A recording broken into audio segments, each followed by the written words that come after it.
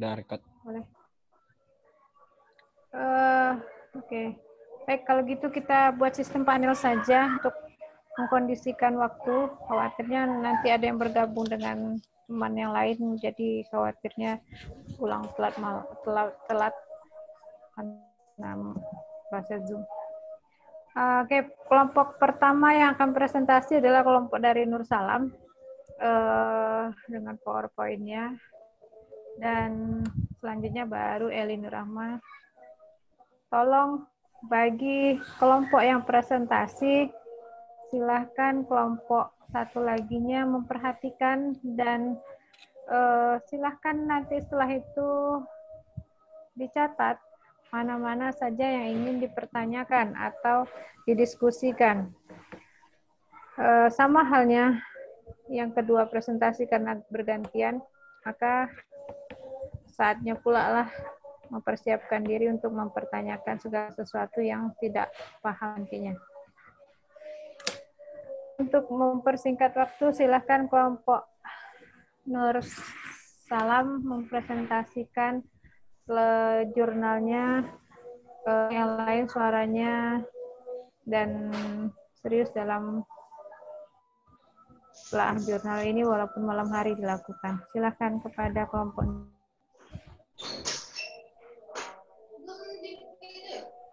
Maaf Ibu, sebelumnya kami belum dijadiin host. Siapa? Rino. Oh, Kita belum dijadiin host, Pak. Taruh sebentar ya, tadi sudah kayak. Tunggu ntar. Co-host kan? Iya, yes. Pak. Sudah. Pokoknya host lah Pak Rino. Iya. Biar dia bisa share screen. Iya, sudah.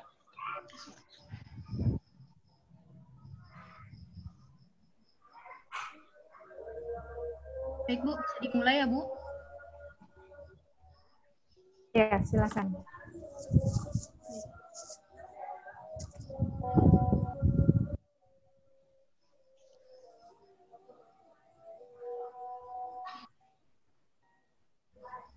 Baiklah, sebelumnya, Assalamualaikum warahmatullahi wabarakatuh. Sebelumnya saya ucapkan terima kasih kepada Ibu dan Bapak dosen sekalian dan juga teman-teman yang hadirin. Di sini kami kelompok Nur Salam akan mempresentasikan hasil telaah jurnal kami dengan judul Efektivitas Pemberian Kompres Hangat terhadap Penurunan Intensitas Disminor pada Remaja Putri di SMAS Insapudin Banda Aceh. Baiklah. Pada pendahuluan, yaitu masa remaja merupakan menuju tahap suatu proses transisi dari masa anak-anak ke dewasa yang ditandai dengan berubahnya perkembangan tubuh yang cepat. Masa remaja berhubungan dengan suatu fenomena fisik yang berhubungan dengan pubertas. Pada periode ini, perempuan akan mengalami ovulasi dan menstruasi yang terkadang juga disertai nyeri haid atau disminor. Kondisi ini dapat bertambah parah bila disertai dengan kondisi psikis yang tidak stabil, seperti stres, depresi, cemas berlebihan, dan keadaan sedih atau gembira yang berlebihan. Menurut World Health Organization atau WHO, didapatkan kejadian besar 1.769.425 jiwa atau 90% wanita mengalami disminor, dan 10-15% di Indonesia angka kejadian disminor sebesar 107.673 jiwa atau 64,25%, yang terdiri dari 59.671 jiwa atau 54,89% mengalami disminor primer, dan 9.496 jiwa atau 9,36% mengalami disminor sekunder. Sedangkan di Aceh didapatkan 1,0% sampai 1,31%.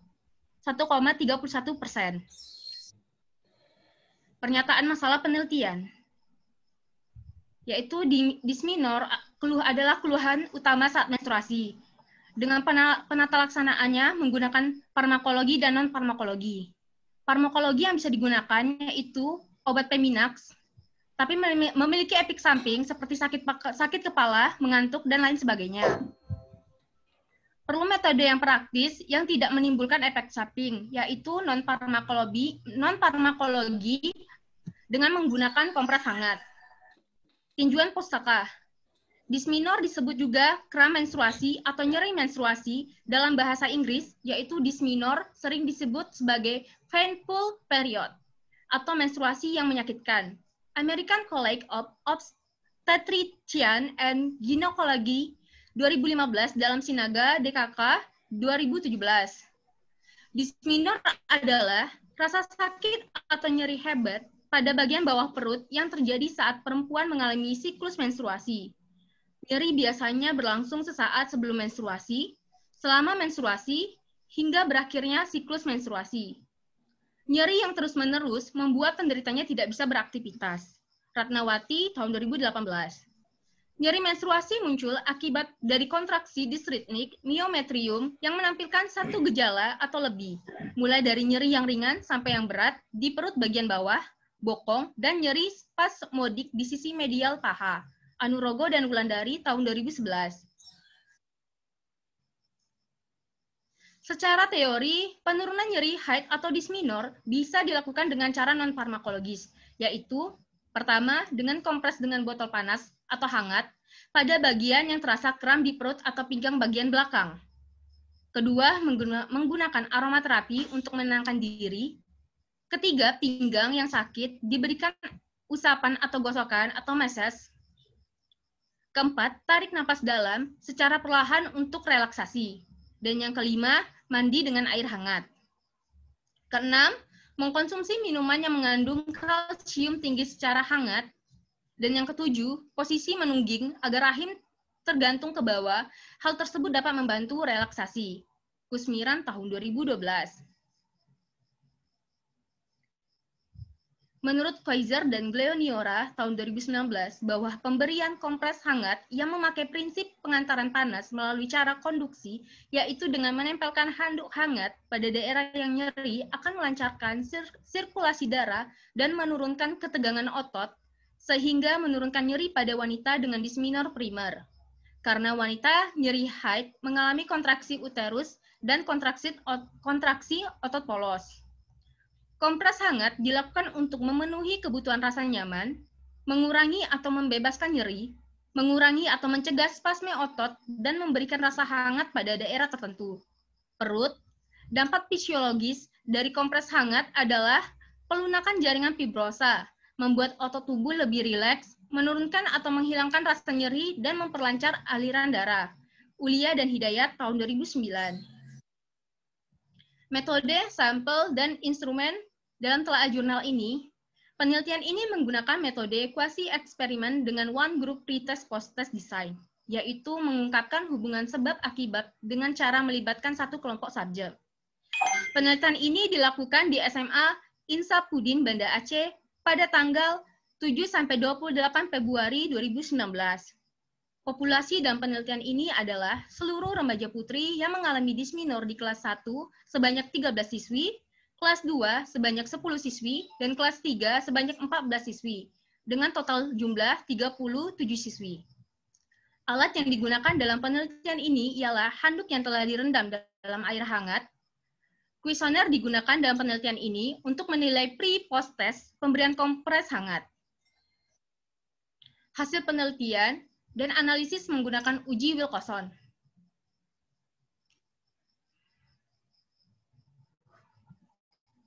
Hasil dalam penelitian ini, dari 37 siswi berpartisipasi dalam penelitian, tingkat intensitas dysmenorrhea sebelum pemberian kompres hangat sebagian besar dalam kategori nyeri sedang, dengan skala 4-6, sebanyak 23, atau 62,1%.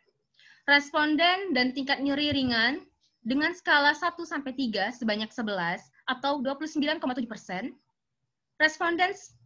Responden, sedangkan dalam kategori nyeri berat dengan skala 7 sebanyak 3 atau 8,1% responden. Sesudah dilakukan pemberian kompres hangat, tingkat intensitas nyeri dysmenorrhea sebagian besar nyeri responden dalam kategori tidak nyeri skala 0 sebanyak 21% atau 56,8%.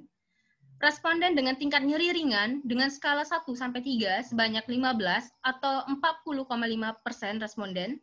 Sedangkan dalam tingkat nyeri sedang dengan skala 4 sebanyak 1 responden atau 2,7%. Nilai rata-rata disminor sebelum diberikan kompres hangat adalah 4,70 dan nilai rata-rata setelah pemberian kompres hangat adalah 0,70. Yaitu terdapat penurunan intensitas disminor dengan diperoleh nilai pi sama dengan 0,000 atau kurang dari alfa 0,05. Yaitu ada pengaruh kompres hangat terhadap penurunan intensitas nyeri disminor. Implikasi penggunaan hasil penelitian. Penerapan implikasi keperawatan terkait dengan ulasan ini adalah tenaga kesehatan dapat memberikan penyuluhan untuk meningkatkan pengetahuan tentang disminor pada remaja putri dan meningkatkan derajat kesehatan ke arah yang lebih baik. Yang kedua, bentuk-bentuk program yang dapat dilakukan secara berkesinambungan seperti penyuluhan kesehatan, pembimbingan dan pembinaan, pelatihan dengan memanfaatkan non-farmakologi dan komplementer di sekolah-sekolah yang terdapat remaja putri, agar mereka bisa mengantisipasi sejak dini bila terjadi disminor dengan cara yang aman dan ekonomis. Kompres hangat sangat efektif dilakukan untuk mengurangi intensitas disminor, karena tidak memerlukan biaya yang banyak, waktu yang lama, dan kerja fisik yang berat. Tetapi harus tetap hati-hati, karena air yang terlalu panas dapat mengakibatkan iritasi pada kulit. Ini adalah daftar pustaka yang kelompok Nur Salam gunakan.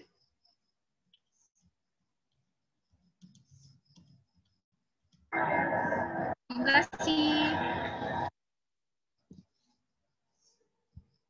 Oke, terima kasih pada kelompok Nur Salam. Selanjutnya kelompok Eli Nur Rahma, siapa yang mau presentasikan?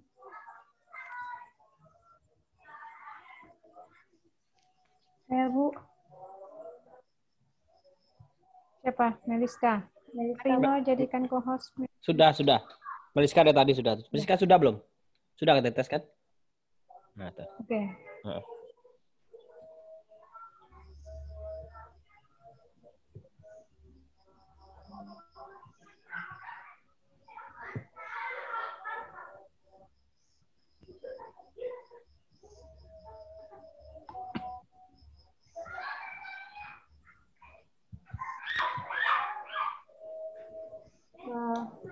Assalamualaikum warahmatullahi wabarakatuh. Waalaikumsalam warahmatullahi wabarakatuh. Saya akan menyampaikan telah jurnal dari kelompok Eli Nur Rahman. Dibesarin apa tuh PPT-nya? Ya, Pak. PPT-nya dibesarin. Yang dibesarin, Pak. PPT-nya dibesarin. Kontrol F5 kalau enggak.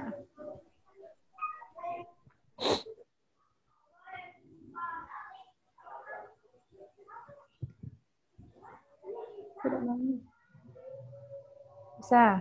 Sudahlah kalau tahu. Enable editnya dibuat, diklik dulu. Enable editing tuh diklik dulu. Iya, editing enable. Enable ya. Enable editingnya ini. Yang paling atas sekali itu diklik dia. Enable editing. Ada, nampak? Yang kuning-kuning di atas itu. Paling atas sekali. Pak Rino tunjukin lah. Oh, di atas nih. Nih. Enable editing, klik itunya. Klik aja yang di bagian itu. Apa, Dak? Kan ada di bawah view itu kolom dikotain enable editing ke sana. Nih. Nampak?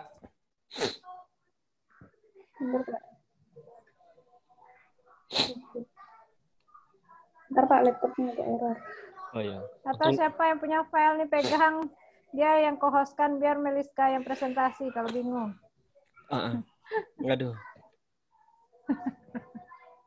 Kayaknya tidak pernah megang PowerPoint deh. Udah. Udah nih, Bu. Kalian tuh. Nah, itu pintar. Nah, klik sana. Laptopnya agak lelet, Bu. Oh, ya nggak masalah. Yang penting jangan kamu yang lelet.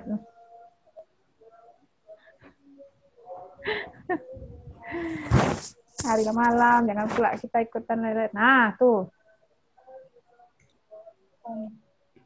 Lanjut ya, Bu.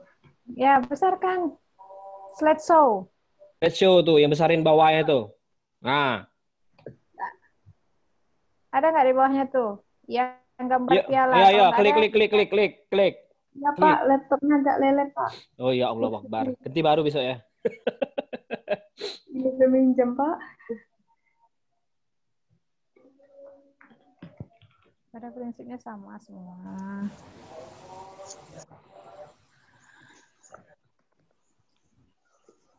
Aduh.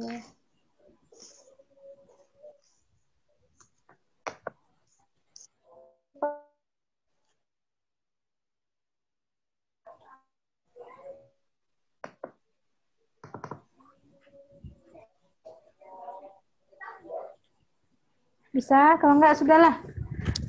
Lama betul nanti kita nunggu kamu jadi tidur. Laptopnya lelet tuh, Bu. Nggak bisa diklik, Bu. Iya. Ah, sudah. Kalau bisa ya kayak biasa, Be. Nah, udah sudah lah. Kalau bisa sudah. Kayak gini deh ya, Pak. Ya, tidak apa-apa. Baiklah, jurnal kami yang berjudul Pengaruh Fisioterapi Dada, Batuk Efektif, dan Nebuliza terhadap peningkatan saturasi oksigen dalam darah pada pasien.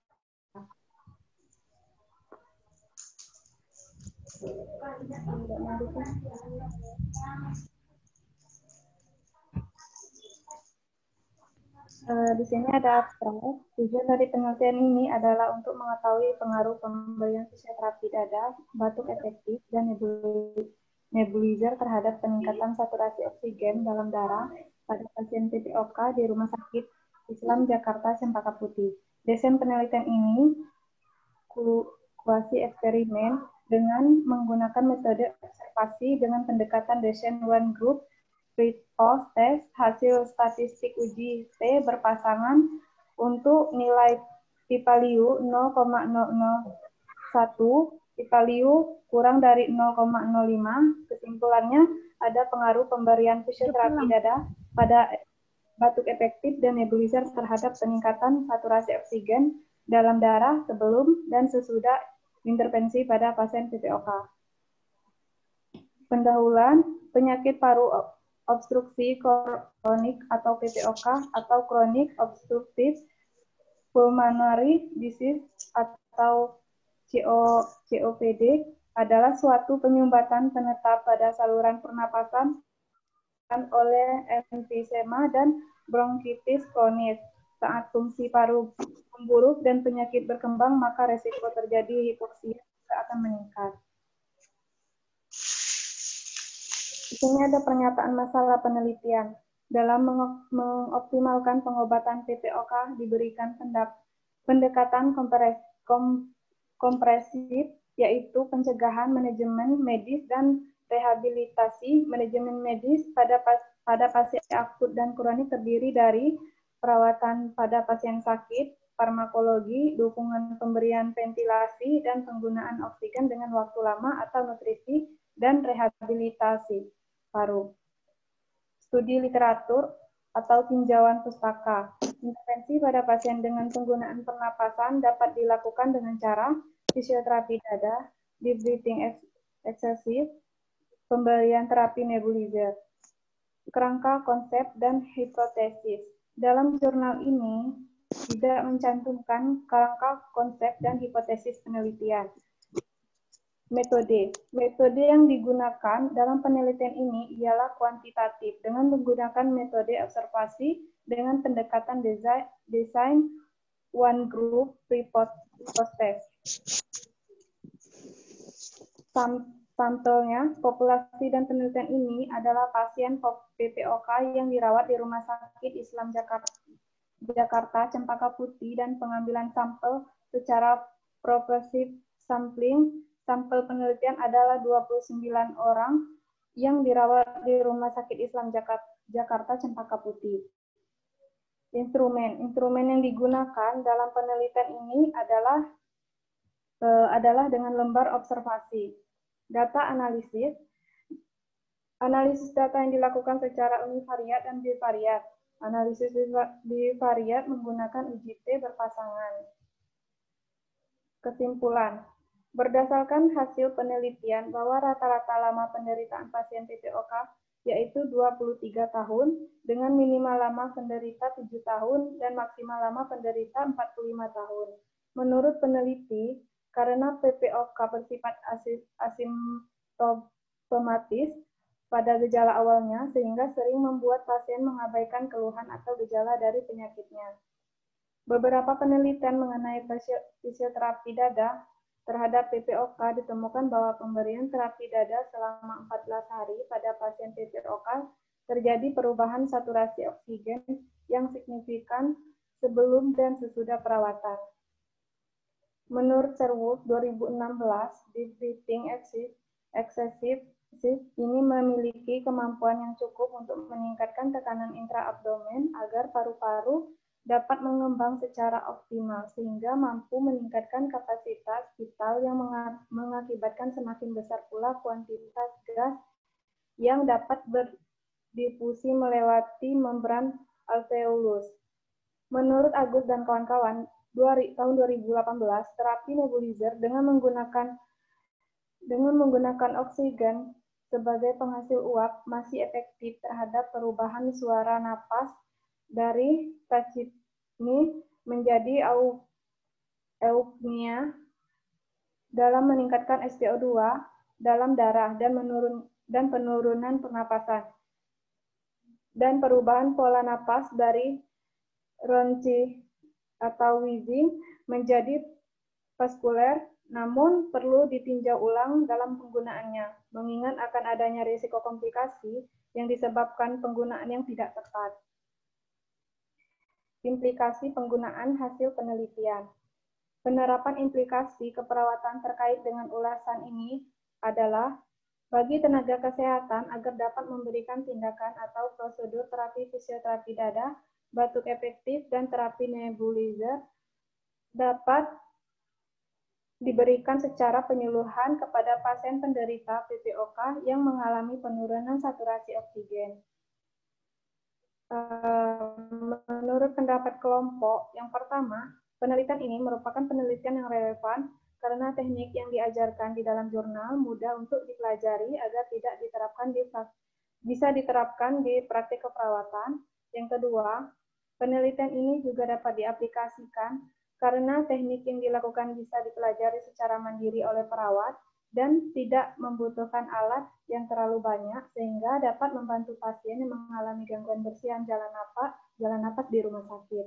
Yang ketiga, sebaiknya ke depan diadakan penelitian lebih lanjut terhadap pengaruh intervensi fisioterapi dada, batuk efektif, dan nebulizer terhadap saturasi oksigen pasien PPOK dengan lama penderita PPOK pada rentang ringan, sedang, maupun berat sehingga dapat dilihat seberapa besar pengaruh pada masing-masing penderita PPOK. Yang keempat, sebaiknya dilakukan juga penelitian lebih lanjut dengan menggabungkan antara pengobatan medis, suportif, dan terapi komplementer terhadap pasien PPOK yang mengalami penurunan saturasi oksigen untuk mendapatkan hasil yang lebih baik. Yang kelima, dari segi sampel, mungkin dapat ditambahkan lagi jumlah respondennya. Terima kasih.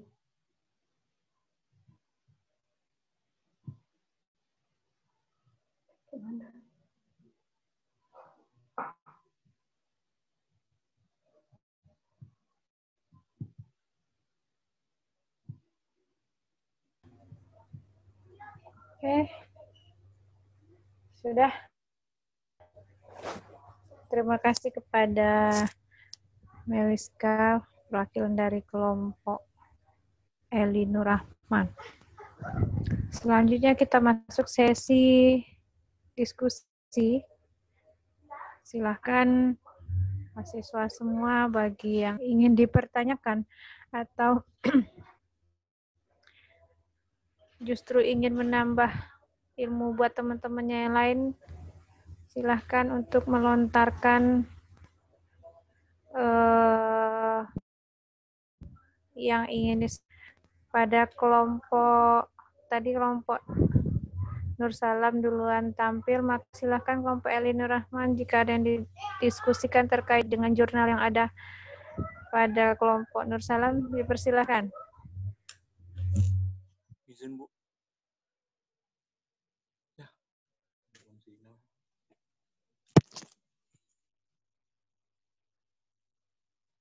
Mana? Siapa? Bu Dwi ya? Mati ya? Kuncinya ya, Pak. Hah? Yang kuncinya. Oh, Sampai Pak berikut. izin. tunggu dulu.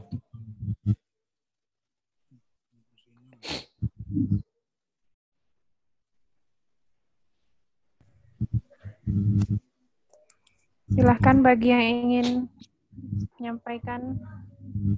Izin bertanya, Bu. Ya, silahkan Febri. Maaf ya, Bu ya.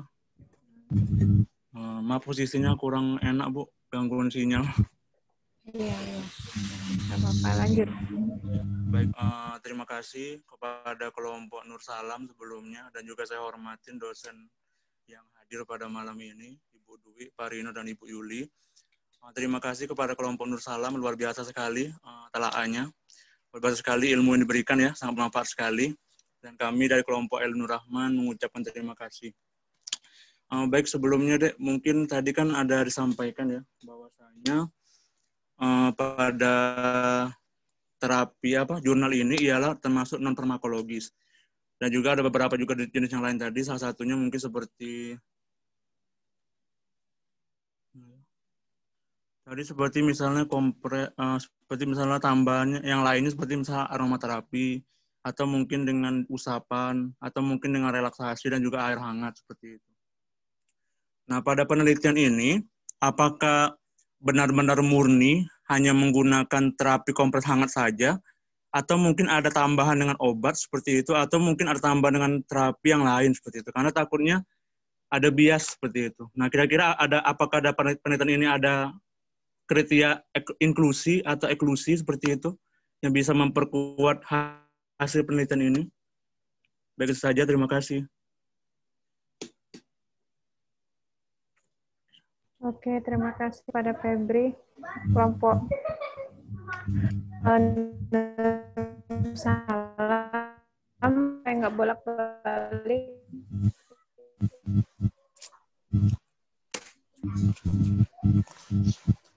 Silakan selanjutnya bagi yang ingin diskusi.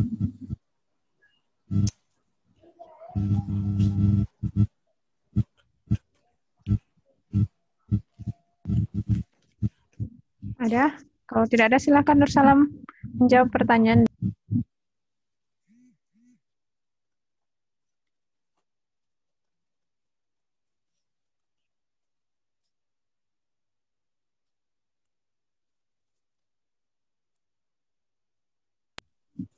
Silakan, siapa yang mau menjawab dari kelompok Nur Salam?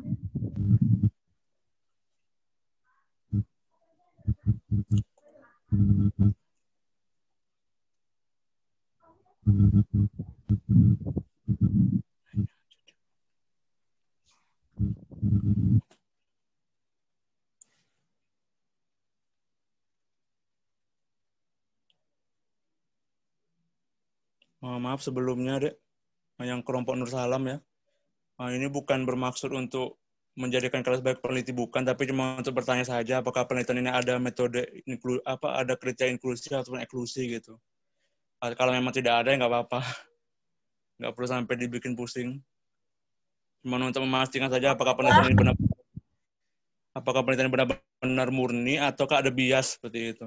Karena kan takutnya mungkin tidak ada kriteria inklusinya seperti itu. Mungkin. Tapi nggak perlu.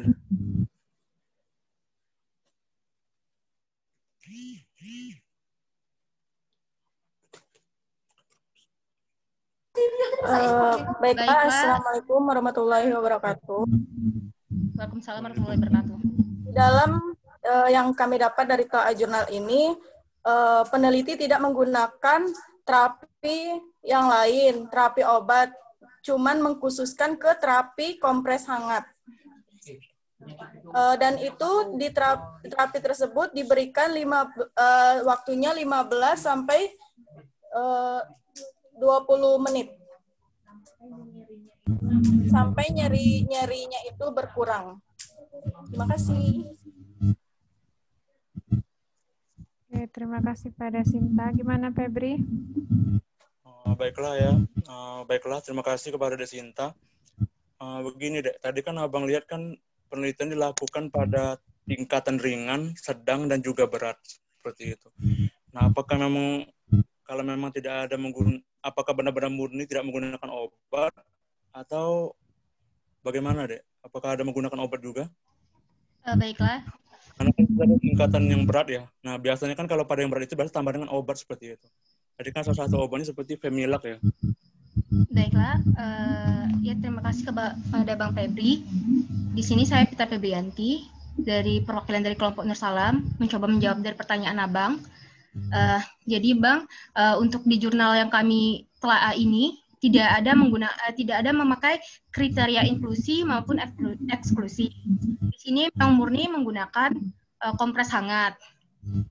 Jadi untuk skala nyerinya sendiri, di sini kan memang menggunakan observasi juga Bang. Jadi harus dikelompokkan dengan siswi yang skala nyeri dysmenornya ringan, sedang, dan berat. Lalu setelah dikumpulkan 37 siswi, lalu diberikan kompres hangat. Setelah dilakukan kompres hangat selama 15-20 menit, lalu diobservasi kembali, barulah dapat hasil dari penelitian ini. Kenapa peneliti menggunakan kompres hangat saja, tidak menggunakan obat?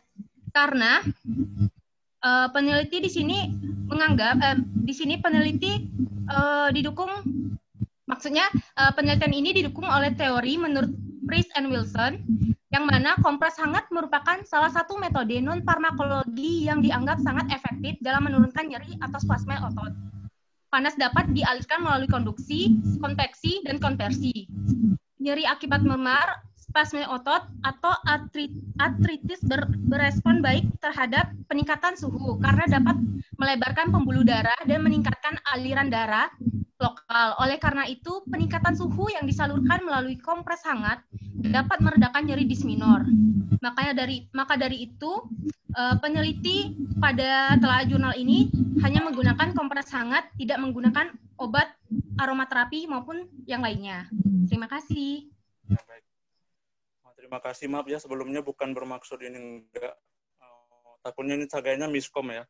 Jadi Mas Abang gini deh, bukan berarti nggak ada pengaruh, bukan berarti juga kalau misalnya ada kriteria inklusi, bukan berarti juga nggak ada pengaruh, bukan. Cuman kan tadi tingkatannya adalah ada yang ringan, ada yang sedang, dan juga ada yang berat. Bisa jadi mungkin salah satu dari responden itu ada yang sudah menggunakan obat, seperti itu. Nah itu harusnya kan ada kriteria inklusinya. Apakah benar-benar dicari pasien itu yang nggak ada menggunakan obat, murni yang benar-benar belum menggunakan obat, seperti itu. Nah di situ harusnya kalau Abang belajar kemarin ya waktu zaman kuliah dulu, memang sebaiknya dilakukan apa istilahnya, dipilih seperti itu respondennya supaya bisa mendapatkan hasil yang benar-benar murni seperti itu. Tapi walaupun memakai obat juga boleh sebenarnya deh, boleh memakai obat. Nanti tinggal dibandingkan saja bedanya. Kalau misalnya menggunakan obat berarti kita ditambah juga dengan dua kelompok. Jadi artinya satu menggunakan kelompok kontrol, satu lagi kelompok intervensi. Jadi yang satu dikasih obat dengan non farmakologis tadi, satu lagi hanya obat saja. Boleh kok sebenarnya. Jadi tetap ada pengaruhnya seperti itu. Mungkin saja. Terima kasih kepada kelompok Nursalam. Bagus sekali.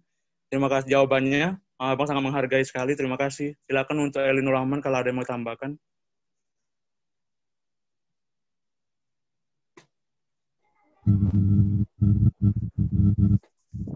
Yuk, siapa lagi yang ingin diskusi? Saya ingatkan, masing-masing individu, walaupun sifatnya kelompok, semua anggota kelompok harus memahami isi jurnal yang ada, sehingga nanti akan saling membantu menyelesaikan permasalahan yang diajukan.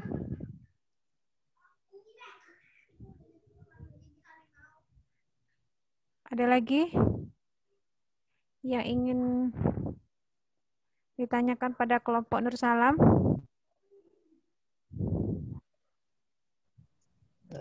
Assalamualaikum Bu, permisi mau bertanya Bu. Oke, silakan Andi. Baik, Assalamualaikum warahmatullahi wabarakatuh.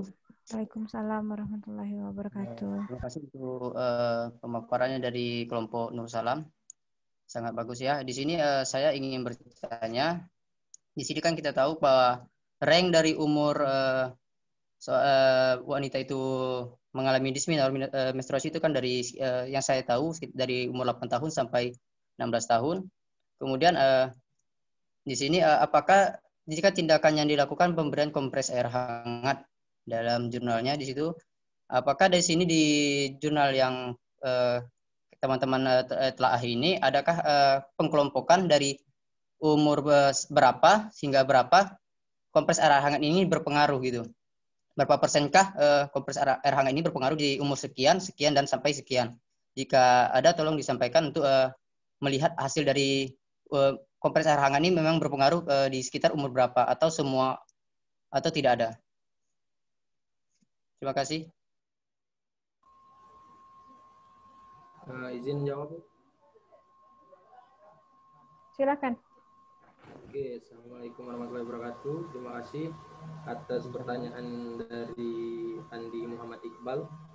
Jadi di sini kan tadi pertanyaannya apakah range-nya dikelompokkan sesuai umur atau tidak. Jadi di sini kan dari jurnal yang kami telaah itu dikelompokkannya sesuai dengan populasinya ini dari per kelas, tidak pakai umur gitu. Jadi yang kelas 1 berapa, kelas 2 berapa, dan kelas 3 berapa. Untuk yang kelas 1-nya itu kami mengambil 13 siswi, dan kelas 2-nya mengambil 10 siswi, dan kelas 3-nya mengambil 14 siswi. Jadi total didapatlah 37 siswi yang menjadi sampel penelitian ini, dan tidak dikelompokkan sesuai dengan umur. Karena penelitian kami dilakukan di SMA Isapuddin Banda Aceh pada bulan Februari 2019. Dan juga kalau mau dikelompokkan sesuai umur, biasanya kan kalau SMA kan kalau itu sekitaran umur 15 sampai 18 tahun. Mungkin kalau saya salah bisa dikoreksi. Terima kasih. Baik, terima kasih untuk jawabannya. Kalau dari itu kan tadi dilakukan secara per kelas. Nah, untuk setiap kelas itu hasil presentasinya itu berapa persen dari pemberian kompres air hangat ini?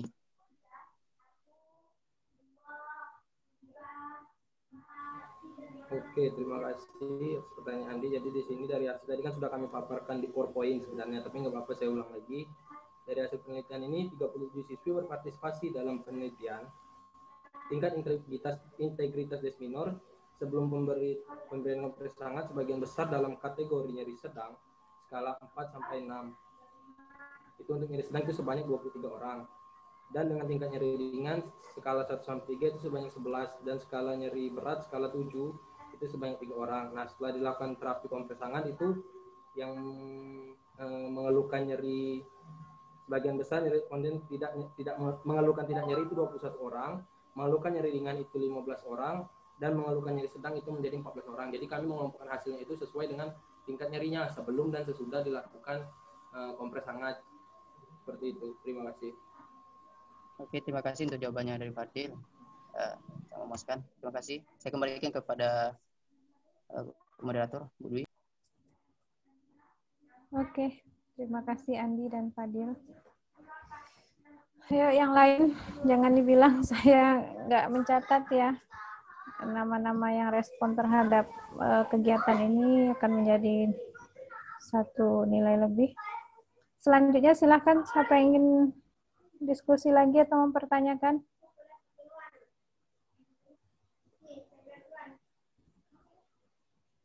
Kalau tidak ada, kita lanjut pada kelompok Elinur Rahman. Silakan kelompok Nur Salam untuk bertanya, diskusi, dan lain-lain.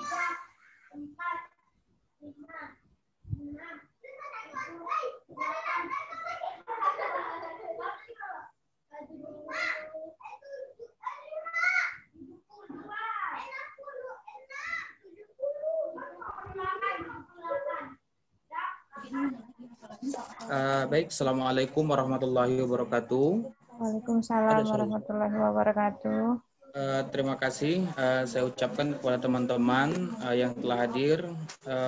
saya ucapkan kembali terima kasih kepada kelompok Elinur Rahman yang telah memaparkan materinya tentang pasien PPOK. Di sini kan penyakit PPOK itu kan tidak sembuhnya itu tidak instan, artinya penyakit itu berulang-ulang gitu. Kemudian kan alat yang kita gunakan seperti nebulizer itu kan hanya untuk di rumah sakit, kemudian digunakan untuk tenaga kesehatan saja yang mengerti untuk menggunakan alat itu. Kemudian kemarin saya dinas waktu pas semester 4 atau 5 kemarin ada dianjurkan gitu untuk menggunakan alat sederhana pada pasien menggunakan nebulizer sederhana. Itu menggunakan cere, kemudian air dicampur cere, ada air hangatnya, kemudian dicampur dengan obat-obat seperti nebulizer dan Aquades gitu. Yang saya ingin tanyakan di sini, apakah bisa menggunakan alat-alat tersebut atau tidak menurut kelompok Elinur Rahman? Terima kasih. Itulah pertanyaan saya. Saya akhiri. Assalamualaikum warahmatullahi wabarakatuh. Waalaikumsalam. Silakan lanjut. Lanjut menjawab kelompok Eli.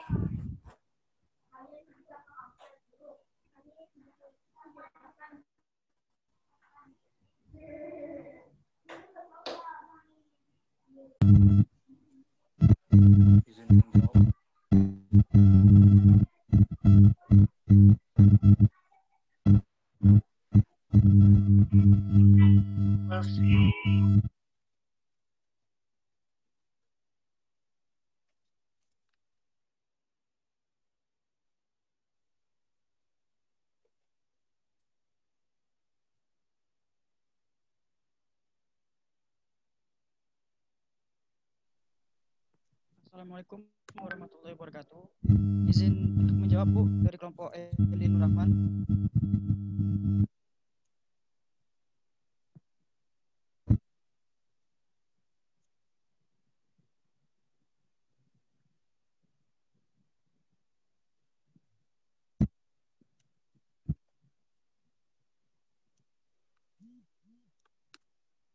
Cek, halo. Ya dengar, lanjut. Terus Bayu. Baik Pak, terima kasih kepada Saudara Ardiansa yang mewakili kelompoknya Nur Salam untuk memberikan pertanyaan kepada kelompok Elinur Rahman. Dalam penelitian ini tidak dijelaskan diperbolehkannya atau tidak untuk pasien penderita PPOK menggunakan alat nebulizer di rumah. Namun, pada umumnya pasien PPOK boleh menggunakan alat nebulizer di rumah. Akan tetapi obat yang digunakan tetap harus berkonsultasi ataupun meminta resep dari dokter agar penggunaan alat nebulizer dapat digunakan dengan sesuai dengan dosisnya dan tidak menimbulkan bahaya dalam penggunaannya. Begitulah jawaban yang dapat kelompok kami sampaikan, Saudara Ardi. Oke, Ardi bagaimana dengan jawaban dari Bayu? Baik, Assalamualaikum. Terima kasih atas jawabannya. Saya tekankan lagi kan di sini pertanyaan tadi kan mengenai bahwa apakah kan tidak mungkin untuk pasien menggunakan alat nebulizer kan kita nggak tahu bahwa keadaan ekonomi, apalagi saat pandemi sekarang kan, kita tidak tahu bahwa keadaan ekonomi masyarakat di luaran sana gitu. Makanya dari itu saya ingin bertanya tentang apakah bisa alat-alat yang saya gunakan tadi seperti itu. Bukan kita menggunakan, kalau memang untuk menggunakan nebulizer di rumah dan itu obat-obatannya kan memang harus dari resep dokter. Kita sudah tahu bersama. Tapi kan kemarin itu alat yang saya jelaskan tadi itu tuh diberitahu oleh perawatnya langsung gitu. Artinya ada alat-alat sederhana. Apakah bisa gitu? Ya, baik Saudara. mengacu kembali kepada penelitian yang dilakukan yang dalam jurnal yang kami telah atau kami kritik. Di dalam jurnal tersebut dapat dilakukan beberapa cara, tidak hanya menggunakan alat nebulizer. Yang tadi disampaikan oleh saudara Ardi itu menggunakan biaya yang lebih. Nah, apakah bisa menggunakan cara-cara lain yang tidak menggunakan biaya yang lebih besar? Bisa. Contohnya tadi seperti fisioterapi dada. Kemudian bisa menggunakan, tidak disebutkan di dalam jurnal tersebut, tapi pernah kita pelajari bisa menggunakan dengan cara uap, yaitu bisa menggunakan minyak kayu putih, kemudian diteteskan ke dalam air hangat, kemudian bisa kita hirup untuk melancarkan saluran pernapasan kita, atau khususnya untuk penderita PPOK. Begitu, Saudara Ardi. Baik, terima kasih. Terima kasih kepada kelompok Nur Rahman atas Saudara Bayu telah memaparkannya. Saya sudah mengerti. Baik, untuk teman-teman.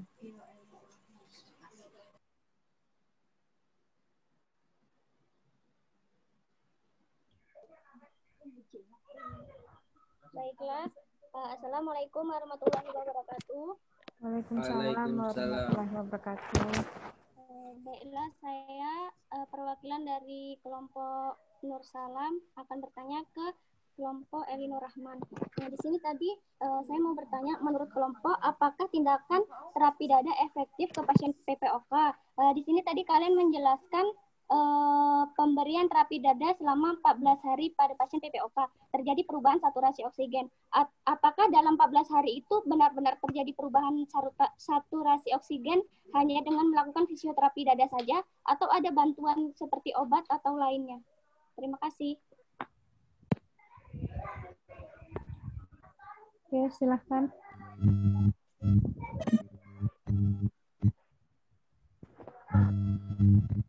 Kamar kayaknya.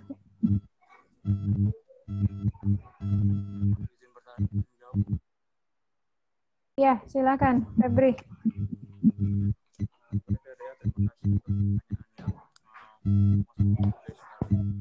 Jadi pada posisi sebagai peneliti deh. Jadi kami hasil seperti apa. Tapi di sini dari peneliti adalah ingin maaf sebelumnya Bang, suaranya kurang jelas. Bisa diulang?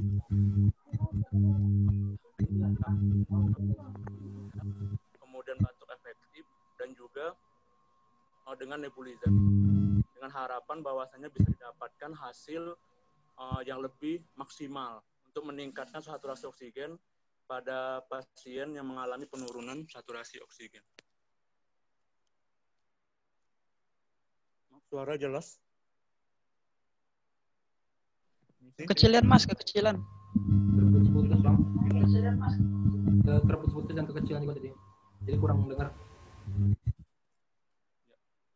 Jadi kan di sini posisinya jelas nggak? Ya. Jadi di sini peneliti, jadi di sini adalah posisinya kami bukan sebagai peneliti. Jadi kami nggak bisa memutuskan hasilnya seperti apa.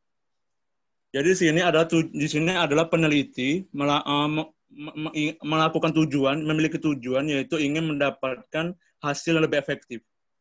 Jadi di sini pasien POK tetap menggunakan obat, tetapi ditambah dengan diberikannya fisioterapi dada, batuk efektif, dan juga nebulizer. Dan juga di sini penelitian dilakukan tidak hanya dengan fisioterapi dada saja, tapi juga tambah dengan batuk efektif dan juga nebulizer. Jadi hasilnya ialah selama 14 hari diberikan fisioterapi dada, kemudian juga tambah dengan batuk efektif dan nebulizer, memberikan hasil yaitu terjadinya peningkatan saturasi oksigen. Tapi dengan syarat adalah supaya tidak bias, tetap diberikan yang namanya obat pada pasien PPOK. Seperti itu. Terima kasih.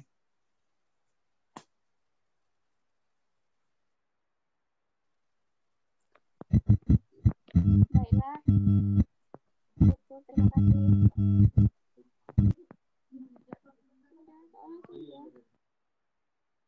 Masih ada?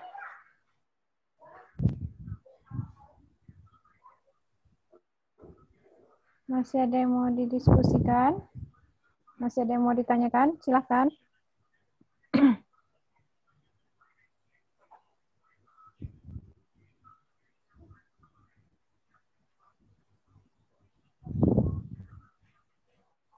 Atau boleh silahkan bolak-balik. Eli ke Nursalam, Nursalam ke Eli, silahkan.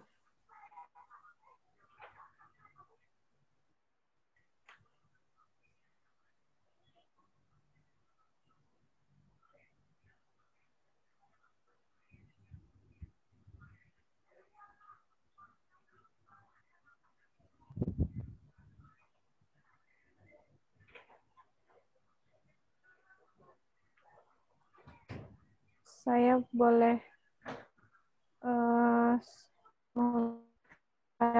Pak Elina, berapa hari efektif dilakukannya fisioterapi dan efektifnya? Maaf Bu, suaranya putus-putus Bu. Untuk kelompok Nursalam, Eli Nurrahman, pada jurnalnya hari dilakukannya nebu, kemudian terapi dada dan batuk efektif sehingga pasien mempunyai saturasi tadi ya, saturasi oksigen yang jauh lebih baik.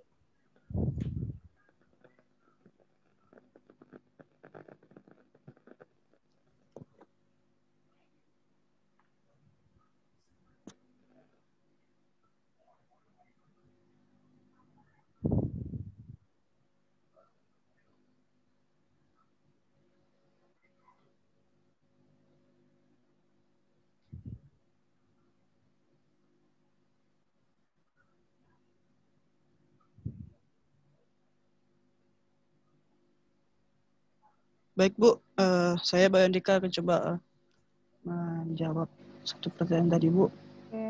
Untuk fisioterapi dada berapa hari atau berapa lamakah efektif untuk diberikan? Di dalam jurnal ini, jurnal dari kelompok Eli Nurrahman,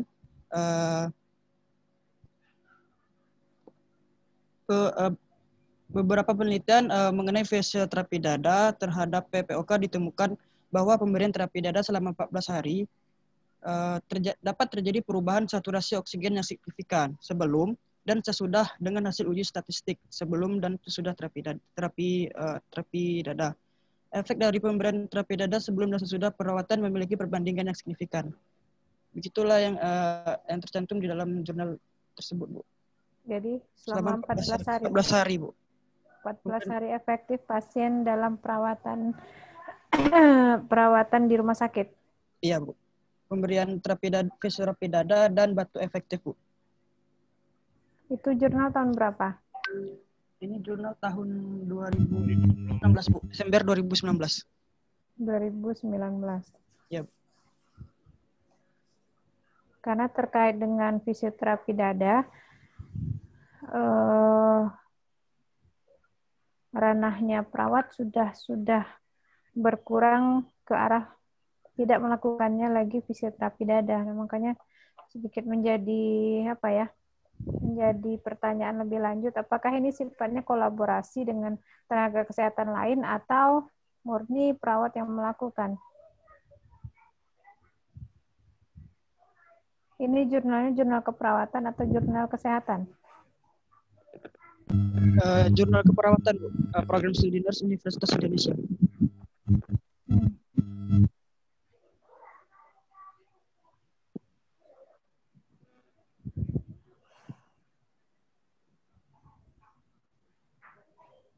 Ya, mungkin Bapak Ibu yang lain ada yang mau disampaikan, silahkan pada Pak Rino atau Bu Yuli.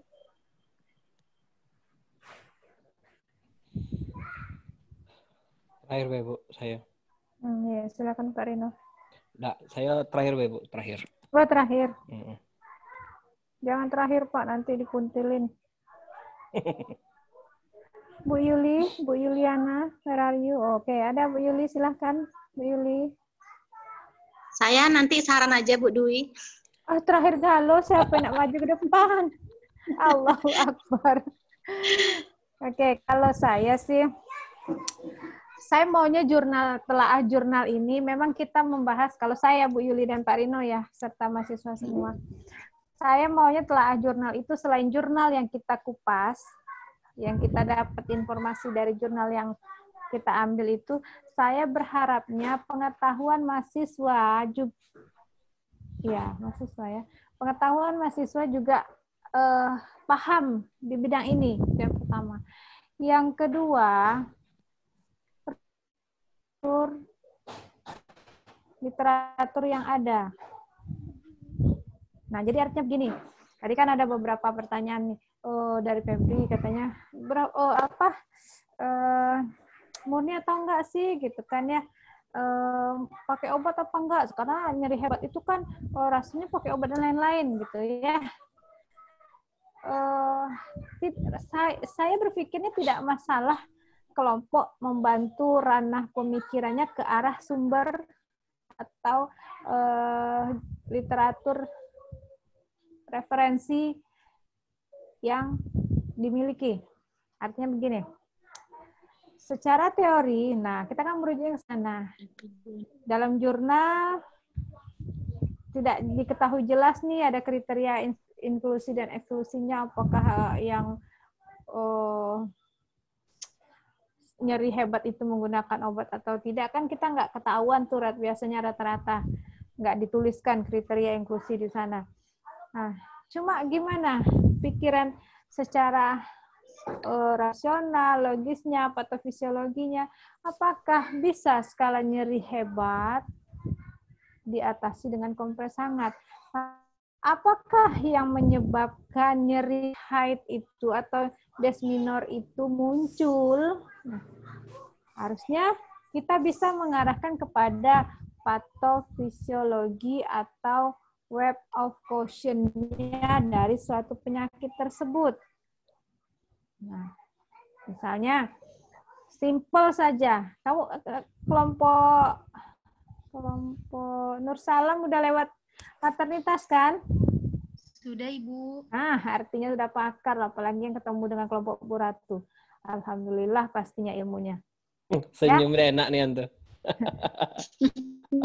Enak, Pak, enak. Alhamdulillah ilmunya banyak dari beliau. Fadil nambah lagi yang gitu. lain juga. Anak ketemu lagi, Pak. Iya. Amin, ketemu lagi, Tode. Nah, artinya secara keilmuan, secara referensi, nah, des minor itu terjadi kan satu karena faktor adanya massa. Kedua, karena ada faktor sumbasa, itu akhirnya ujung-ujungnya dikelompokkan pada adanya sumbatan. Atau bahasa pembuluh darahnya vasokonstriksi. Dia nggak lancar tuh jalannya. Yang dikikisnya ada, tapi sempit jalan keluarnya. Nah, arah pemikiran kamu harusnya ke sana. Kamu berdasarkan teori tentang des minor, nyeri hebat itu bisa dilakukan dengan kompres hangat. Karena kenapa? Sifatnya kompres hangat ini adalah melakukan proses vasodilatasi karena sifatnya melebarkan pembuluh darah. Seperti itu yang harapannya saya tuh ada umpan balik, bukan hanya sekedar dari jurnalnya saja, tapi rangkul tuh referensi yang lain. Jadi artinya kamu tidak hanya skop ilmunya saat ini karena membahasnya tentang jurnal A, maka skopmu hanya sebatas jurnal yang kamu telaah itu saja, tapi kamu bisa kembangkan cakrawalamu pada referensi-referensi yang lain.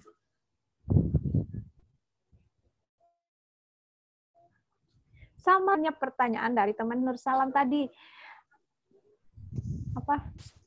Gimana mengerjakan di rumah? Kadang kan di rumah orang nggak punya ini, nggak punya itu, nggak punya. Ya, beli nebu aja mahal, minimal 400.000. Minimal. Belum lagi obat-obatannya. Apakah bisa disiasati dengan metode lain dan farmakologi yang sehingga sifatnya bisa mengatasi spasme tadi? Sekarang pertanyaan saya pada kelompok Elinur Rahman. Apakah yang terjadi pada pasien dengan diagnosa PPOK? Tentu pada parunya. Apa yang terjadi?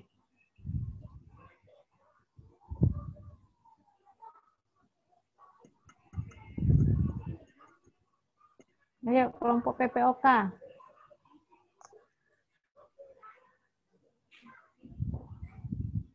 Nanti Bu Yuli turun tangan loh menjelaskan SKS-nya 3 SKS untuk PPOK aja.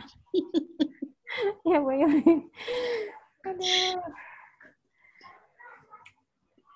Ayo kelompok PPOK. Keluarkan ilmumu. Maaf Bu, gimana Bu pertanyaannya Bu? Kurang mendengar tadi Bu. Kurang mendengar atau kurang mendengar? Keduanya Bu. Nah, apakah yang terjadi pada pasien PPOK? Apakah yang terjadi pada paru? Apakah yang terjadi di paru pada pasien PPOK? Terjadi inflamasi atau peradangan Bu? Sifatnya menahun kan? Ya, menahun Bu. Apakah ada sekret? Untuk beberapa kasus seperti pasien TBC Bu, ada terdapat sekret Bu. PPOK ini artinya kan penyakit paru obstruksi menahun ya. Ya kan? Dia biasanya disebabkan oleh beberapa Penyakit. ada beberapa penyakit ya Bu Yulia. Ya. Nah, sekarang yang kelompok ketahui dulu supaya nggak mandet otaknya cuma tahu PPOK doang gitu kan. Sementara apa-apanya kita bongkar lagi pada KMB 1-nya. Nah, apa-apa saja penyakit yang bisa menyebabkan PPOK itu?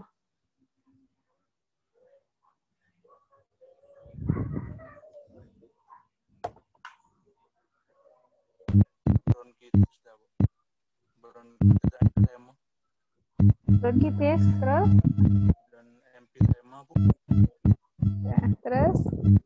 Emfisema atau empiema? Beda ya? Emfisema apa ya? Ya pakai iopo-iopoida. Yang pasti ilmu keperawatan itu sains loh. Jadi nggak pakai iya kah, tidak kah, ya. Yo tidak, yo dak gitu nah.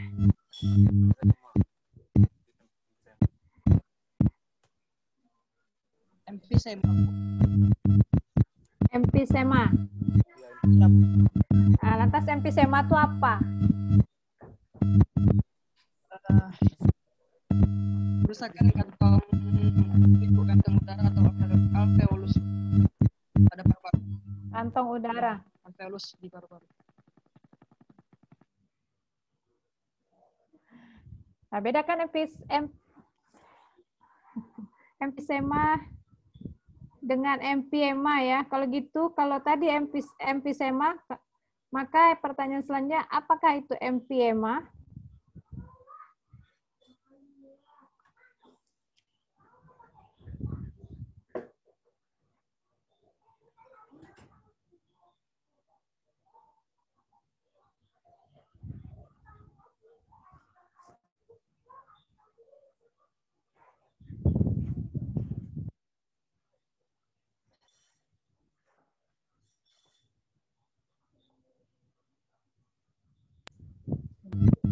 Jawab Bu.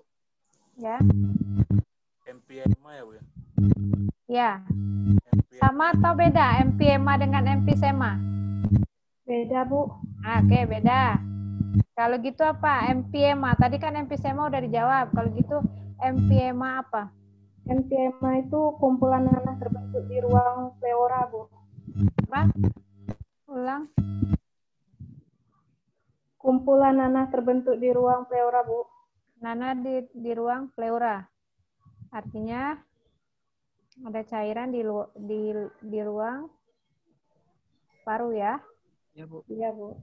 Singkat awam ceritanya. Nah, terus selain yang dua tadi, apalagi yang menyebabkan PPOK? Ada wartawan sebelah kayaknya. Wartawan. Tuh sebelah.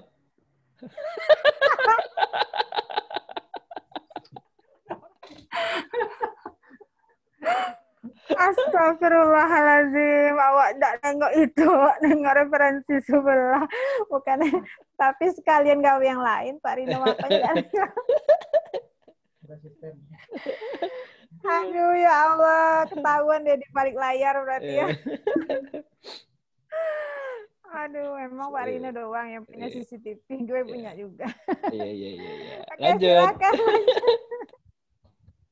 Kaget. Ayo, siapa lagi yang bisa menjawab?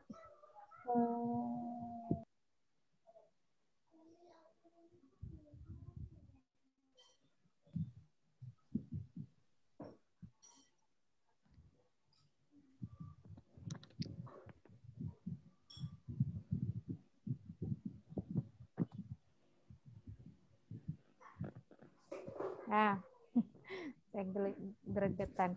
Jadi PPOK itu selain adanya peradangan yang disampaikan oleh Bayu Andika tadi, maka dia juga disebabkan oleh adanya penyempitan, spasme. Ada bahkan sampai mengalami kerusakan. Artinya, kerusakan ini seperti faalnya berkurang. Ya, Faal tahu Faal ya? Masa mahasiswa profesi nurse muda nggak tahu Faal? Tuh, nggak minta dianyutkan ke matahari gitu. Nah, artinya tadinya kemampuan paru bisa memompakan volumenya adalah misalnya 5.000, karena kerusakan atau karena PPOK ini dia bisa misalnya hanya menampung atau bisa hanya 3.000 saja. Nah, seperti itu. Nah, sekarang pertanyaan lanjutan lagi untuk PPOK. Apakah ciri-ciri yang biasanya nampak pada pasien PPOK ini selain sesak napas? Yang sepatu iyalah, yang lain-lain yang nampak pada tubuhnya pasien.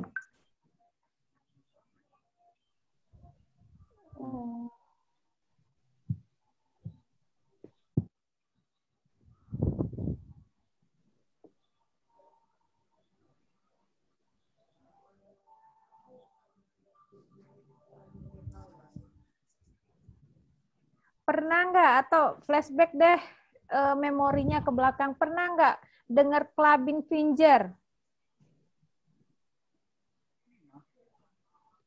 Apolah tuh clubbing lagi. Nah, aduh, Ibu nih hapo bahasanya. Nah, itu Maya sama Aspi itu paham tuh, Bu.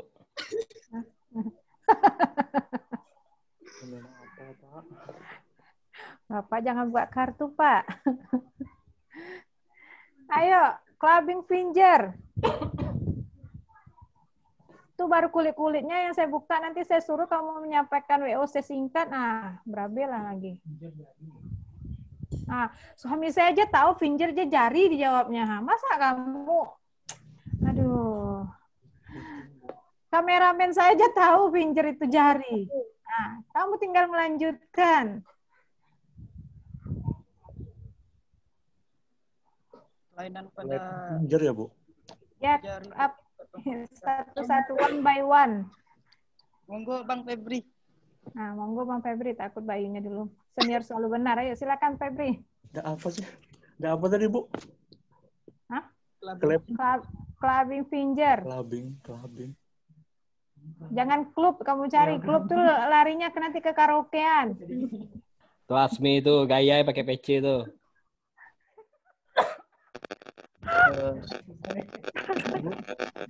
Clubbing finger adalah kelainan bentuk jari dan tupuk tangan yang menjadikan jari tangan dan kaki bulat, yang umumnya berkaitan dengan penyakit jantung dan paru-paru. Iya. Ya. Clubbing finger salah satu ciri lanjutan dari PPOK, pasien PPOK, atau yang sering disebut dengan jari tabuh. Jarinya besar-besar semua, jarinya kok jempol semua. Itu pun ujung-ujungnya doang. Perifer, ujung-ujung jarinya saja. Kenapa? Karena ketidakcukupannya kadar oksigen sampai ke perifer. Nah, hello nurse muda. Waktumu cuma beberapa bulan lagi, setelah itu kamu ukom. Tolong benar-benar dimanfaatkan momen-momen seperti ini. Momen-momen belajar di profesi itu momenmu untuk mencari, menggali ilmu. Siap, Bu. Jangan siap-siap aja, nanti siap salah lah kamu jawab lagi. Siap salah, Bu. Tidak ada siap salah. Salah tuh salah aja, nggak usah disiapkan. Ya, Bu. Ya. Nah, kalau untuk yang des minor, sebenarnya untuk kompres hangat itu memang sudah banyak yang melakukan. Cuman praktisnya anak muda zaman sekarang, ya, apakah termasuk yang ada di sini nggak tahu juga saya. Allahu alam. Lebih suka kalau nggak minum minuman yang bersoda, kalau nggak minuman makan tape lain-lainnya lah, sehingga katanya memperlancar salurannya. Ya. Nah, siasat lain selain kompres hangat, ya. Kalau gimana Bu nanti kalau di jalan kita nak cari kompres-kompresan untuk botol buli-buli dan lain-lain, bisa disiasati dengan yang namanya kalau orang-orang kampung dia menggunakan balsem ke minyak-minyak aroma, minyak-minyak penghangat untuk ke tubuh, sehingga sifat bekerjanya adalah vasodilatasi. Ya, Azmi. Paham, Azmi? Ngikut baik, Bu. Aduh, ngikut. Kaget dia dibawa ke jurang, kamu ngikut juga. Nah, kalau itu tidak, Bu. Kalau masalah paham lah, Bu. Apa ulangi lagi? Apa, Pak? Ulangi lagi kalau paham. Siap ngikut. Kalau masalah ngulang tuh itu saya tidak paham tuh, Pak. Tidak jelas memang anaknya. Ya. Bodoh wae.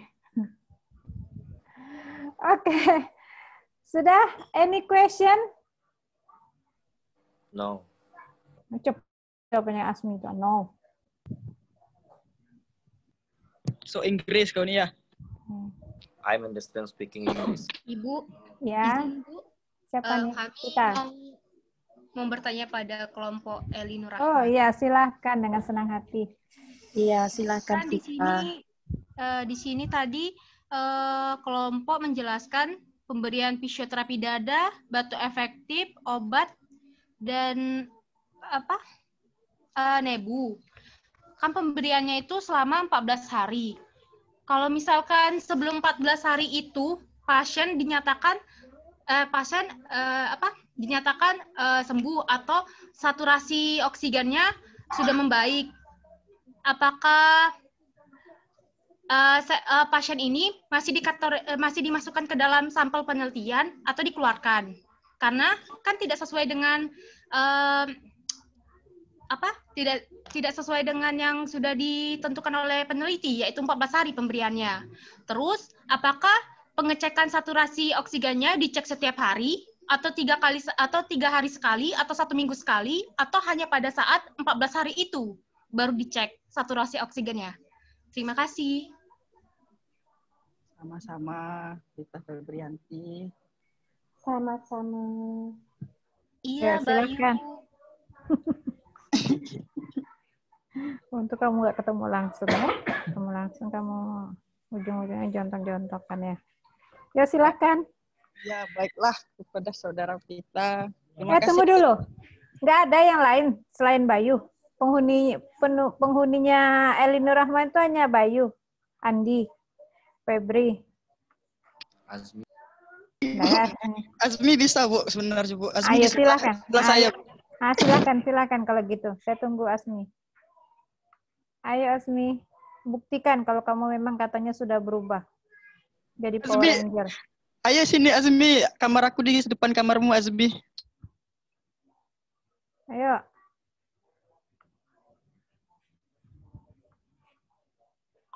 Siapa yang lain? Kalau nggak ada yang lain.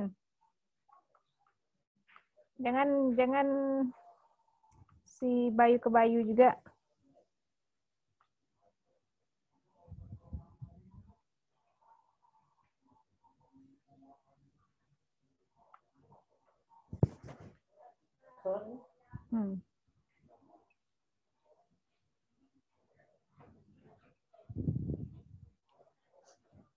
Zikril gimana? Nova, Danielnya ada nih orangnya. Kok gelap aja, gelap gelita aja nampaknya.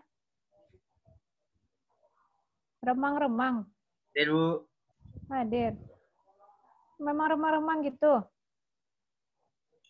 Lampunya kecil, Bu. Oh, nak tidur ya mungkin. Ayo, gimana? Saat ini, Sandi kelompok Nur Salam ya.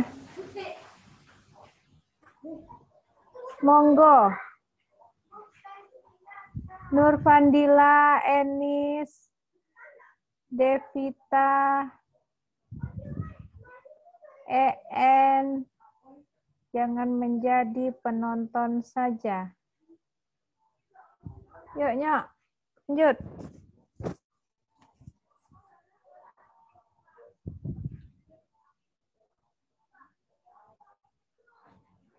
Date, aduh, Date berarti ya sudahlah. Bayu Andika juga lah kayaknya. Ada? Andi mau coba jawab, Bu? Oke, silakan Andi. Baik, tadi sini kan saudara Vita tadi bertanya tentang pemberian terapi dada tadi dan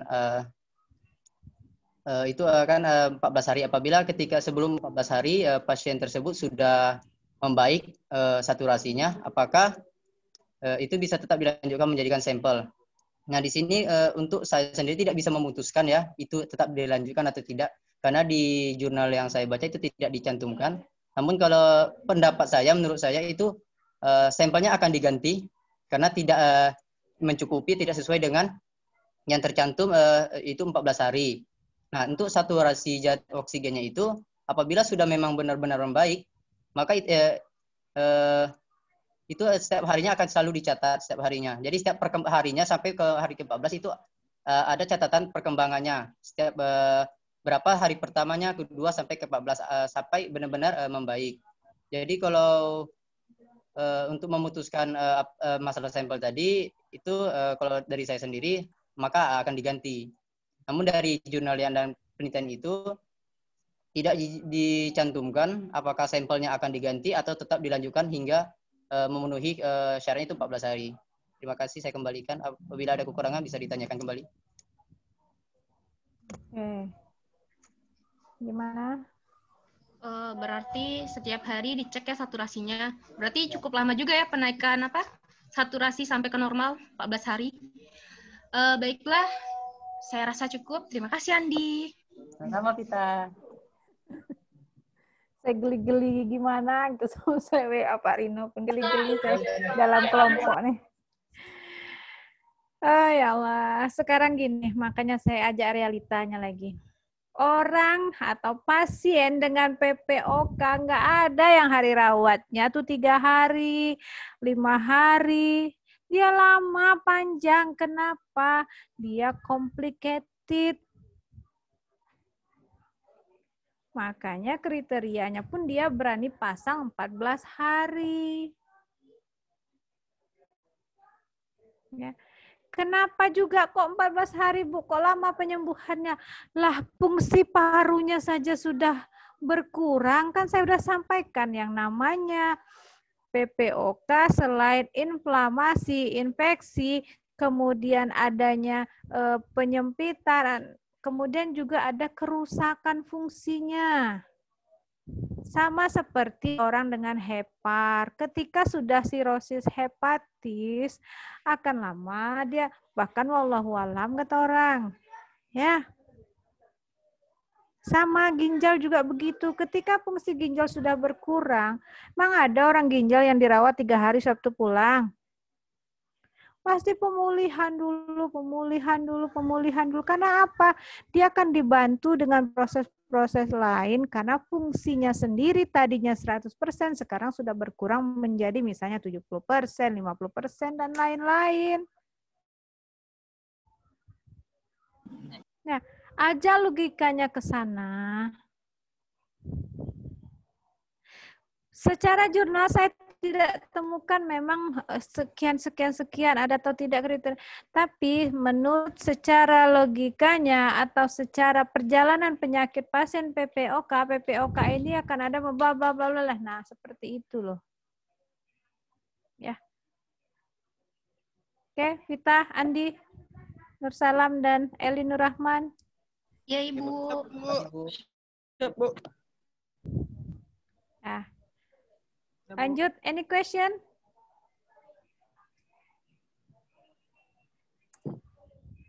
Yes, no? No, yes? Hah? No. Kita no deh. Suci dah. Sandi? Tidak, Bu. Lanjut. Tidak. Lanjut. Guys. Jadi silakan Pak Rino dan Bu Yuli, siapa yang mau pimpah? Siapa yang mau duluan, siapa yang mau terakhir? Yuli. Yul. Mana deh? Ya, Pak Rino. Ayo, udah ada. kabur ya. Oh, ada ya? Ada nampak. Gelap memang lampunya. Aduh, ya Allah, lanjut Bu Yuli. Terima kasih Bu Dwi. Tolonglah orang KMD nih.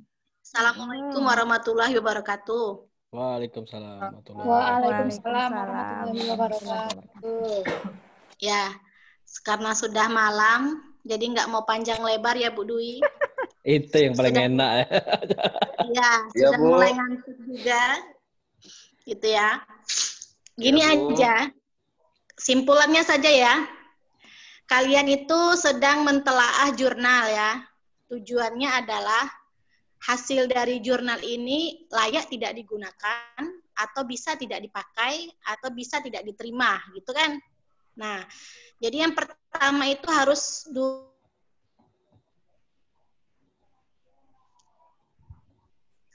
maaf ya. Nah, saya ulangin lagi.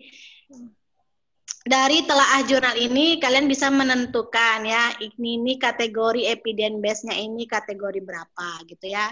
Ya, sehingga kalian bisa pakai ini jurnal gitu. Nah, bagaimana cara mentelaah jurnal yang baik ya? Semakin banyak teman-temanmu bertanya, semakin menentukan bahwa jurnalmu banyak kekurangannya, gitu ya. Dari segi kriteria inklusi, dari segi metode, dari segi alat ukur, gitu ya, cara pengukuran, dari jumlah sampel ya, sampai keterangan-keterangan yang lain itu menunjukkan bahwa jurnal ini tidak lengkap gitu kan. Nah, semakin lengkap, semakin bisa menjelaskan jurnalmu ini semakin baik kan gitu. Nah, bagaimana cara tipsnya, cara mengambil jurnal yang baik kan begitu. Yang pertama saya contohkan misalnya yang tadi salah satunya kompres hangat terhadap nyeri menstruasi ya. Nah, mungkin dicari dulu kategori teorinya. Teorinya ini kalau misalnya nyeri itu, manajemen nyeri itu bagaimana penata laksanaannya ya. Kan banyak tuh macamnya. Ada message ya, pijatan, ada kompres hangat ya, sampai ada relaksasi dan ada distraksi. Nah, bandingkan antara tindakan-tindakan tersebut mana yang lebih efektif. Kalau kalian sudah mengetahui mana yang lebih efektif, baru kalian cari jurnalnya. Misalnya yang lebih efektif itu adalah kompres hangat terhadap penurunan nyeri. Ya, kalian carilah jurnal tentang kompres hangat terhadap penurunan nyeri. Setelah itu, kalian juga bisa tentukan lagi ini kompres hangat digunakan pada pasien apa. Nyerinya nyeri skala berapa, ya. Terus lama kompres hangatnya berapa, suhu kompres hangatnya berapa. Nah, ketepatan itu bisa membentuk apa ya? Oh, ini jurnalnya ini bisa saya ambil karena alat ukur, cara ukur gitu ya. Dan kriteria inklusinya itu jelas gitu. Nah, terus lihat lagi, apakah memang murni ini diakibatkan oleh kompres hangat? Jangan-jangan ada faktor lain, misalnya faktor pemberian obat gitu. Nah, terus atau memang faktor coping pasien sendiri. Maksud saya faktor coping pasien ini kalau dia bukan menstruasi di hari pertama ya, mungkin kedua, ketiga dia sudah terbiasa dengan nyeri.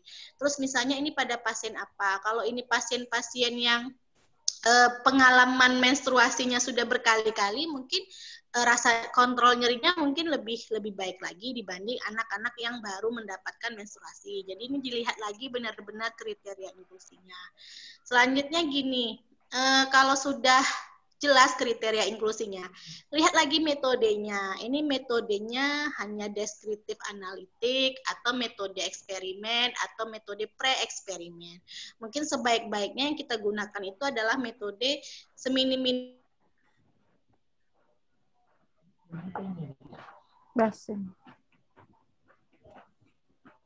Hilang.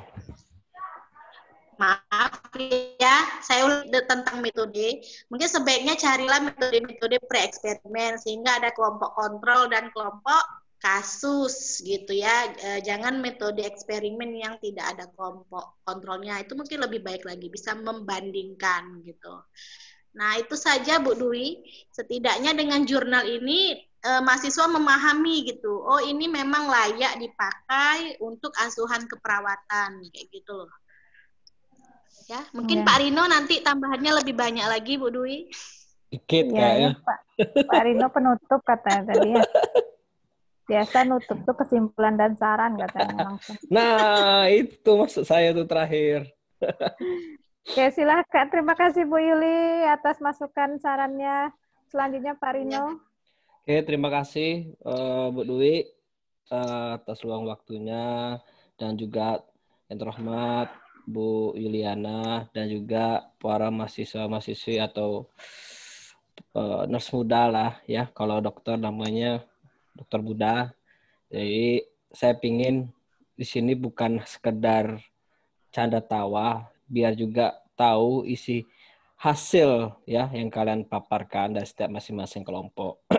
Sebenarnya masing-masing sudah dijelaskan sama Bu Dwi, teknik dan bermacam-macam sama ke Bu Iliana.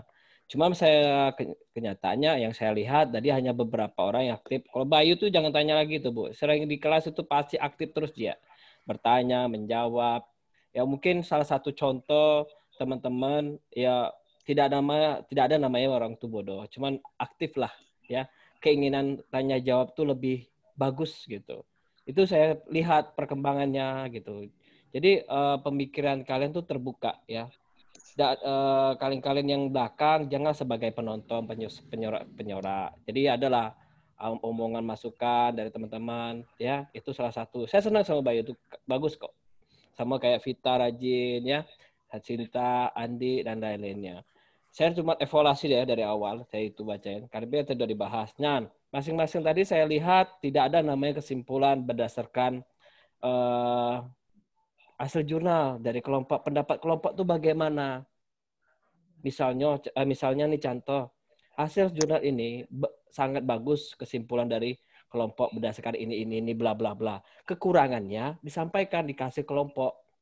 Nah, itu jadi ada pertimbangan dari beberapa hasil pendapat kelompok. Kira-kira Anda enggak disampaikan seperti itu? Masing-masing. Itu salah satu. Karena kita kan telaah. Ya, telaah itu kan berdasarkan penelitian orang. Kita kan meneliti orang berarti kita membaca. Hasil kebaca itu kita baca dari awal sampai akhir. Bagaimana ada proses. Oh, ini bagus sih. Ada berdasarkan kelompok pendapat. Ini tidak bagus untuk pada pasien A atau pasien C. Itu sangat tidak baik karena faktor ini. Penyebabnya resikonya seperti ini. Itu salah satu. Iya kan?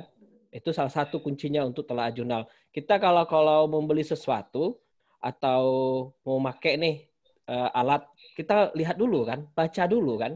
Hasil awal, persiapan, alat-alatnya, prosesnya, apakah ini bisa dipakai khusus ini? Nah, itu salah satunya. Apakah ini memang sangat cocok untuk ini aja? Nah, itu juga salah satu penting gitu. Iya kan? Apakah berisiko besar? Apakah ini sangat besar sekali? Itu sangat penting juga. Itu salah kuncinya. Ya, itu sih salah satunya. Mungkin salah satu dari jurnal. Mungkin apakah teknik ini bisa dipakai untuk yang tadi kaitan sama Bu Liana adalah asuhan keperawatan, ya kan? Pakai dalam terapi apa, dalam tindakan apa, diagnosa apa, itu dikaitkan ke situ lagi. Bagus seperti ini sangat penting, karena kan kalau keperawatan kita lakukan adalah non farmasi, ya, seperti terapi itu tindakan perawatan. Yang kalian takut, yang pencapaian tadi kebanyakan kan medis-medis. Kalau ini kan kita kan bahas kan terapi kayak kompres dan bla bla bla lain-lainnya itu. Ya, oke itu cukup Bu. Terima kasih. Saya sampaikan. Ada lagi Bu? Assalamualaikum warahmatullahi wabarakatuh. Waalaikumsalam warahmatullahi wabarakatuh. Waalaikumsalam warahmatullahi wabarakatuh. Bu, mut. Oh iya. Sepertinya Pak Rino sudah ke rumah. Tadi soalnya lagi di Gentala Arasi dan sekarang sudah di tempat tidur sepertinya. Sudah mengantuk Pak Rino, Bu. Ya, dia ngasih kode ya. Ya, Pak, ya, kode keras. Saya udah di rumah, Bu. Kasihlah kesempatan. Ngetes saya. Bagus juga warnanya juga. Cari gambarnya. Guys, aturlah YouTuber. Harus, Bu. Kita harus milenial, Bu. Jangan terlalu dengan manual terus. Gak usah nanti si Nasrul Asmi ikut. Ya, siapa yang izin? Si ada ngomong tuh, Fadil, Bu. Kawan-kawan, Bu, ada yang mau disampaikan. Oh iya, Fadil. Silakan, Fadil, tuh. Ya, Bu, dari kawan-kawan, Bu, mungkin bisa itu dari Suci lah. Apa Ci? Apa cerita? Ibu dari kawan-kawan, Bu. Apa tuh? Selamat hari Ibu. Dari kelompok Nursalam, Bu. Selamat hari Ibu. Selamat hari Ibu. Selamat hari Bapak juga Pak Rino. Ibu dan calon Hari Bapak Hari Bapak, Pak. Selamat hari Bapak, Pak Rino. Selamat hari lahir Pak Rino. Terima kasih. Aduh, terharu. Lebay kau Bayu. Bayu lah. Auto konten, Pak. Auto konten. Pak, auto konten keren Pak. Ya, kamu. Apa YouTube Pak? Pengen lihat Auto Pak. konten tolong di-share katanya. Dia mau buat pesan seperti itu. Tolong Pak Rino. Oke. Ya Pak, konten Pak. Pak. Selain jurnal, kita selain belajar ternyata kita ada surprise dari mahasiswa Selamat Hari Ibu. Kata kita pun ngucapin gitu loh Pak Rino. Iya, tahu Bu. Sudah calling mereka dengan saya, Bu. Oke, terima kasih. Bagusnya tadi itu mati kamera semua, lupa saya. Jadi biar enak. Iya, biar Pak mati dulu semua baru hidupin. Matiin dulu live gitu ya. Ya, dia mendadak. Ayo ulang. Ada pula acara ulang. Ayo coba lah, aku ulang. Ada pula ulang, tak surprise tadi ya. Bentar Pak, kami bikin juga lah Pak. Ayo, Bapak. Yang lain. Selamat Hari Bapak. Pak. Suci itu sholat, Pak. Yuk, yang lain coba sama-sama yuk. Matiin kamera. Tunggulah, Del, tunggu Del, kelompok kami bikin juga Del. Yo. Tarjo, selamat hari Tarjo. Tarjo, ulang tahun ya. ABD Tarjo. Belum. Andika, ngerti kok Andika?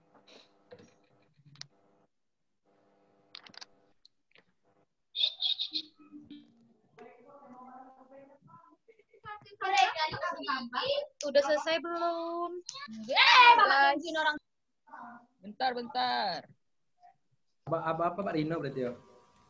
Settingan. Settingan. Settingan itu bagus loh di. Ayo. Yuk, sudah yuk. Ayo. Sudah Pak. Matikan dulu Pak yo. Udah lah, langsung lah. Ada kertas Pak, pena abeng ada Pak. Sini kau tuh Azmi, di kamar aku banyak. Nanti kertas aku, pena cuma. Udah pasti kau Langsung ya. Nah. Oh, ini aku.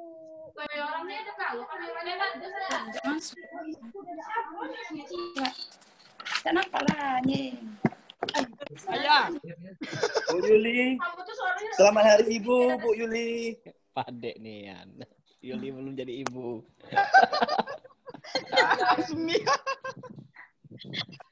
Khusus ini ya, khusus Bu Dwi dulu ya, Asmi. Ini dari kami khusus untuk Ibu, Bu. Kami dewek ngucap nih, Bu. Lah Pak Ustadz nih. Ada nih kau ya. Kamu. Buya Asmi. Mak aku nih. Dah. Ya. Pastikan kamera. Di kamera yo. Hitung. Aduh. Matiin kamera ada sih. Iya, tapi ini udah 1. Pastikan matiin kamera, woi. Oh, ada belum ya? Oke. Tunggu apa-apa, Pak Rino. Matiin kamera dulu. Kamera. Ya, rutin ikat pasti lah orang. Setting. Let's go. Dah. Langsung trending nih, Pak. Yakin, Pak? Kamu trading. Hitung lah, Pak. Ada pula hitung. Langsung lah. Dah, 1, 2, 3. 1. Yo. 3. Untuk ibu-ibu dan calon ibu. Ya, untuk ibu dan calon ibu. Selamat Hari Ibu. Selamat Hari Ibu dan Bapak. Oke, selamat Hari Ibu. Semua sehat selalu. Amin. Calon ibu, Calon ibu ada doa, Pak. Iya, Pak. Calon ibu kami. Ya, calon ibu kalau sehat cepat dah nikah lagi. Calon ibu dari anak. Jangan banyak dosa. Ya. Azmi Pak. Maya juga jangan banyak dosa. Selamat Hari Ibu, Bu Dwi. Ya, terima kasih Asmi. Si cantik dah, Ci. Memanglah. Oke. Pak, Hari Ayah belum ada, Pak. Sabar gitu. dulu, Sudah Pak. ada. Kamu yang nggak tahu Hari Ayah di bulan yang kemarin, kamu aja. Tahu, Bu, cuman tak ada Zoom-nya, Bu. Selamat Hari Ayah, Hari Bapak Ayah. Rino. Selamat Hari Pak Rino. Aduh, kesian. Maunya kemarin kamu rencanakan nge-zoom yuk sama Pak Rino gitu dong. Selamat Hari Ayah, Bang Azmi. Wah. Yalah. Asmi lah tahu. Ya udahlah. Lanjut, udah malam. Udah jam berapa nih? Oke. Terima kasih dulu, Bapak. Oke. Bu Yuli. Assalamualaikum, Bu Yuli. Waalaikumsalam semuanya. Oke, sudah. Kau kayak sendal. Oke, kita sudah pertemuan telah jurnal hari ini. Saya tunggu Pak Rino dan Bu Yuli nilainya sehingga kita bisa input apakah mereka memang bisa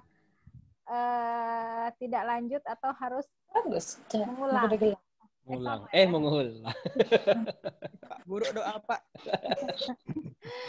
Ya udah, selamat istirahat. Terima kasih waktunya dan terus kembangkan diri menjadi lebih baik karena peluang di Stickbox setelah tamat berpeluang untuk di internasional, Bu. Bukan itu yang regionalnya dulu. Regionalnya adalah berpeluang untuk ditarik ke bekerja di rumah sakit Baitur Rahim Jambi. Setiap tahun, setiap angkatan biasanya akan ditarik ada beberapa orang. Maka teruslah memperjuangkan diri sehingga ketika tamat nggak perlu lagi mikir kemana harus bekerja. Dan peluang kedua adalah go internasional, di mana alumni kita sudah banyak yang terbang ke Jepang. Silahkan mengikuti jejaknya karena alam takamburu. Artinya dimanapun bisa menjadi tempat kita terus menggali ilmu pengetahuan, termasuklah di Jepang sana. Oke, untuk tidak berlama-lama kamu sudah ngantuk sepertinya. Terima kasih semua telah hadir. Alhamdulillah akhirnya pada hadir ya. Dan terima kasih juga ucapan selamat Hari Ibunya. Terima kasih. Kita dalam kondisi sehat walafiat semuanya, terhindar dari COVID, sehingga bisa melaksanakan tugas ini. Oke, saya tutup dengan mengucapkan Alhamdulillahirabbil alamin. Saya akhiri. Assalamualaikum warahmatullahi wabarakatuh. Waalaikumsalam warahmatullahi wabarakatuh. Selamat Hari Ibu. Hari Ibu. Ya. Ya. Inilah terbuka nih, terbuka nih.